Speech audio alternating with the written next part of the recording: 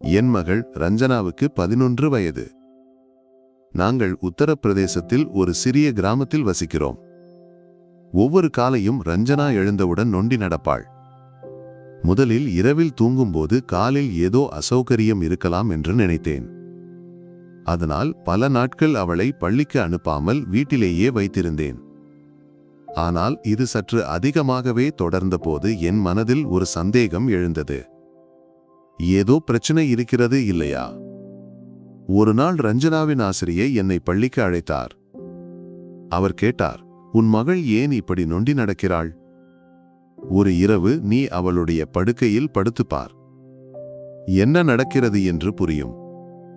நான் யோசித்தேன், இது என்ன இப்படி சொல்கிறார்? இருந்தாலும் அன்று இரவு ரஞ்சனாவின் அறையில் படுத்தேன். 5 நிமிடங்கள் கழித்து என் உடல் முழுவதும் வலிக்க ஆரம்பித்தது. படுக்கையில் ஏதோ பிரச்சனை இருந்தது. ஆனால் அதற்கு மேல் என் மனதில் ஒரு பெரிய பயம் வந்தது. ரஞ்சனா என்னிடம் என்ன மறைக்கிறாள்? மறுநாள் காலை நான் ரஞ்சனாவை அழைத்தேன். ஆனால் அவள் காலை 9 மணி ஆன பிறகும் எழவில்லை. கடைசியாக 10 மணிக்கு அருகில் எழுந்தாள். அவள் முகத்தில் ஒரு விசித்திரமான களைப்பும் பதற்றமும் இருந்தது. நான் கதவை திறந்தபோது அவளுடைய கால்கள் விசித்திரமாக நிற்பதைக் கண்டேன், ஏதோ வலியை பொறுத்துக்கொள்வது போல. என் இதயம் ஒரு கணம் நின்றது. இங்கே என்ன நடக்கிறது? அன்று என் கணவரின் சகோதரி சாந்தி வீட்டுக்கு வந்தார். அவர் 30 வருடங்களாக திருமணமானவர். ஆனால் குடும்பத்துடன் எப்போதும் தொடர்பில் இருப்பார். ரஞ்சனாவை இந்த நிலையில் சாந்தி பார்த்தால் ஏதாவது குத்தலாக பேசுவாரோ என்று பயந்தேன். சாந்தி கேட்டார், உன் மகள் எங்கே? என் சகோதரனின் மகளை நான் பல நாட்களாக பார்க்கவில்லை. நான் ரஞ்சனாவை அறையிலிருந்து அழைத்தேன். அவள் நொண்டி நடந்து வந்தபோது சாந்தி அதிர்ச்சியடைந்தார். இது என்ன? இந்த சிறு வயதில் இப்படி நடக்கிறாளா? கடவுளே, ஏதாவது நோயா? அவரது வார்த்தைகள் என் நெஞ்சில் குத்துவது போல இருந்தது. நான் சொன்னேன், சாந்தி, ஒன்றும் வேண்டாம். ரஞ்சனாவுக்கு எந்த பிரச்சனையும் இல்லை. இன்று கொஞ்சம் களைப்பு, அவ்வளவுதான். என் குழந்தைகள் எல்லாம் ஆரோக்கியமாக இருக்கிறார்கள். ஆனால் சாந்தி ஒரு விசித்திரமான பார்வையை ரஞ்சனாவுக்கு கொடுத்தார், ஏதோ கண்டுபிடித்தது போல. நான் ரஞ்சனாவின் அறை கதவை மூடி அவளிடம் தயாராகச் சொன்னேன். நீண்ட நேரம் ஆன பிறகும் அவள் வெளியே வரவில்லை. நான் அறைக்குள் சென்று அங்கு கண்ட காட்சி என்னை அதிர்ச்சிக்கு உள்ளாக்கியது. அவளுடைய தலையணைக்கு அடியில் ஏதோ மறைத்து வைத்திருப்பதை கண்டேன். நான் பார்க்க ஆரம்பித்த போது சாந்தி என்னை அழைத்ததால் திரும்பி போனேன். ரஞ்சனா அப்போது குளியலறையிலிருந்து வெளியே வந்தாள், புதியதும் பளபளப்பானதுமான ஒரு ஆடை அணிந்து. நான் அதிர்ச்சியடைந்தேன், ஏனெனில் அந்த ஆடையை நான் வாங்கியது இல்லை. இது எங்கிருந்து கிடைத்தது என்று கேட்டபோது அவள் சொன்னாள், அம்மா, என் தோழி பிரியா இருக்கிறாளே, சொல்லியிருக்கிறேன் இல்லையா? அவள் என் பிறந்த நாளுக்கு கொடுத்தது. ஆனால் என் மனதில் மற்றொரு சந்தேகம் வந்தது. இந்த ஆடைகள், ரஞ்சனாவின் களைப்பு, நொண்டல் எல்லாம் ஏதோ ஒரு ரகசியத்தை சுற்றியிருக்கிறது. மறுநாள் அவள் மீண்டும் தாமதமாக எழுந்தாள். முன்பு அவள் காலை 5 மணிக்கு எழுந்து பள்ளிக்கு செல்வாள். இப்போது இரவு தாமதமாக விழித்திருந்து காலையில் தாமதமாக எழுகிறாள். நான் எதுவும் கேட்கவில்லை, ஆனால் அவளை கவனிக்க ஆரம்பித்தேன். ஒரு நாள் என் பழைய தோழி ராதா வீட்டுக்கு வந்தார். அவர் ஒரு மருத்துவ மூலிகை பற்றி கேட்க வந்தவர். ரஞ்சனாவை பார்த்தபோது ராதா அதிர்ச்சியடைந்தார். உன் மகளுக்கு என்ன இப்படி நடப்பதை பார்க்கவில்லையா? உன் குழந்தையை நீ கவனிக்க வேண்டும். அவளுடைய நடை, ஆடைகள், நடத்தை ஏதோ சரியில்லை. ராதாவின் வார்த்தைகள் என்னை உடைத்தன. அவர் சொன்னார், இந்த வயதில் குழந்தைகளை தனியாக விடக்கூடாது. எங்கே போகிறார்கள், என்ன செய்கிறார்கள் என்று பார்க்க வேண்டும். அன்று முதல் நான் ரஞ்சனாவை கவனமாக கண்காணிக்க முடிவு செய்தேன். மறுநாள் அவள் சொன்னாள், அம்மா, என் உடல் முழுவதும் வலிக்கிறது. கொஞ்சம் எண்ணெய் தேய்த்து தடவி விடுவாயா? நான் எண்ணெய் எடுக்கச் சென்றபோது திடீரென அவள் சொன்னாள், வேண்டாம் அம்மா, இப்போது வலி போய்விட்டது. அவள் முகத்தில் ஒரு பயத்தை பார்த்தேன். ஏதோ மறைக்கிறாள் இல்லையா? நான் அவளிடம் சொன்னேன், இன்று இரவு நான் உன் அறையில் படுப்பேன். அவள் ஒரு கணம் திடுக்கிட்டாள், ஆனால் எதுவும் சொல்லவில்லை. அன்று இரவு நான் ரஞ்சனாவின் அறைக்கு சென்றபோது கதவு உள்ளே பூட்டப்பட்டிருந்தது. நான் தட்டினேன், ஆனால் அவள் திறக்கவில்லை. நான் தூங்கிவிட்டேன் என்று மட்டும் சொன்னாள். என் கோபமும் சந்தேகமும் அதிகரித்தன. மறுநாள் நான் சொன்னேன், இன்று நான் உன்னுடன் பள்ளிக்கு வருகிறேன். ரஞ்சனா முன்பு காலையில் பள்ளிக்கு செல்வாள். இப்போது மதியம் மட்டுமே செல்கிறாள். இது எனக்கு சரியாக தோன்றவில்லை. நான் முடிவு செய்தேன், அவளை ரகசியமாக பின்தொடர்வேன். அவள் ஒரு புதிய சல்வார் அணிந்து மதியம் 2 மணிக்கு வீட்டிலிருந்து புறப்பட்டாள். நானும் ஒரு சல்வார் அணிந்து பின்தொடர்ந்தேன். ஆனால் அவள் பள்ளிக்கு செல்லவில்லை.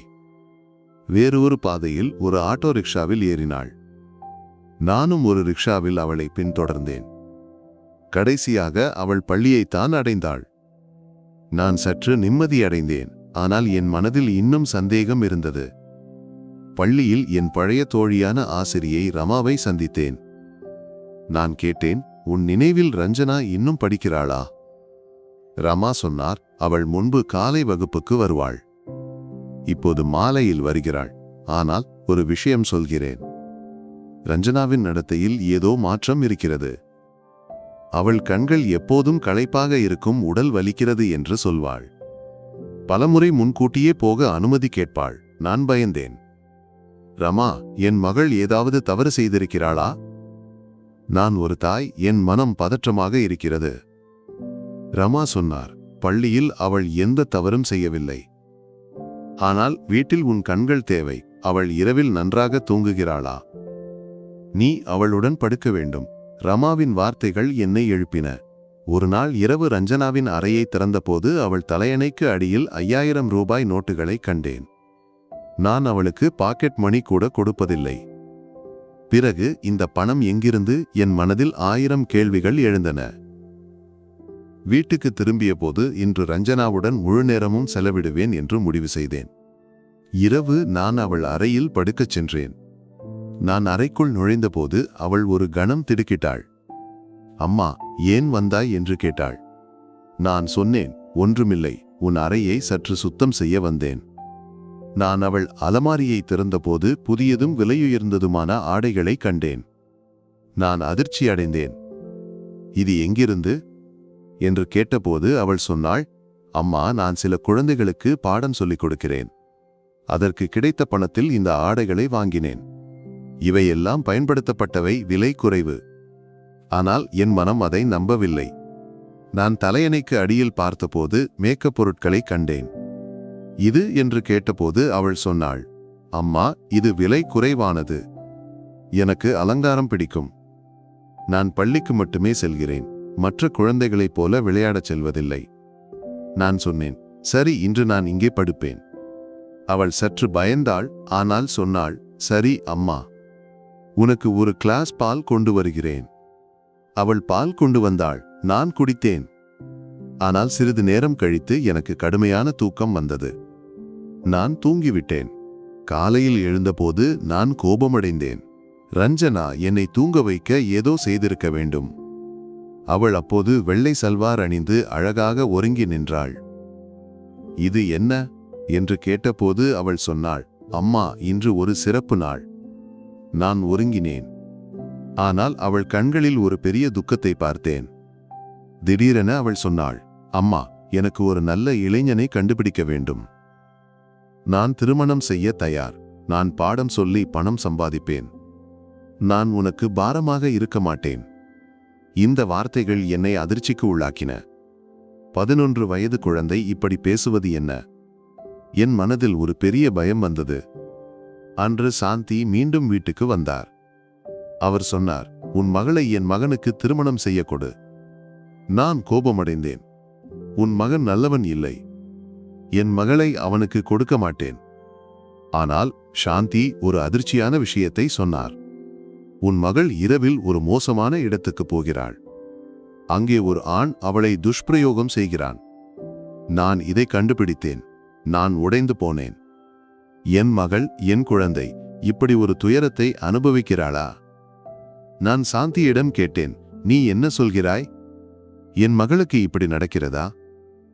சாந்தி சொன்னார், உன் மகளை ஒரு இரவு ஒரு மோசமான இடத்தில் பார்த்தேன். ஒரு ஆண் அவளை மிரட்டி துஷ்பிரயோகம் செய்கிறான். உன் மகள் பயந்து இதை உன்னிடம் சொல்லவில்லை. நான் ரஞ்சனாவிடம் எல்லாவற்றையும் திறந்து கேட்டேன். அவள் அழுது கொண்டே சொன்னாள், அம்மா, நான் பயந்து எல்லாவற்றையும் மறைத்தேன். ஒரு ஆண் என்னை மிரட்டினான். அவன் எனக்கு ஆடைகளும் பணமும் கொடுத்தான், ஆனால் என்னை துஷ்பிரயோகம் செய்தான். நான் உன்னிடம் சொல்ல பயந்தேன். என் இதயம் உடைந்தது. நான் என் மகளை கட்டிப்பிடித்தேன். இது உன் தவறு இல்லை மகளே. நான் உன்னை காப்பாற்றுவேன். நான் காவல் நிலையத்தில் புகார் கொடுத்தேன். அந்த ஆணை அவர்கள் பிடித்தார்கள். ரஞ்சனாவுக்கு கவுன்சிலிங் ஆரம்பமானது. அவள் படிப்படியாக சாதாரண வாழ்க்கைக்கு திரும்பினாள். உன் குழந்தைகளை எப்போதும் கவனிக்க வேண்டும் இல்லையா? அவர்களுடன் திறந்து பேச வேண்டும். அவர்கள் என்ன மறைக்கிறார்கள் என்பதை புரிந்து கொள்ள வேண்டும். இந்த கதை உன் இதயத்தை தொட்டிருந்தால் உன் நண்பர்களிடமும் குடும்பத்தினரிடமும் பகிர்ந்து கொள்ள வேண்டும். நம்முடைய குழந்தைகளை ஒன்றாக பாதுகாப்போம்.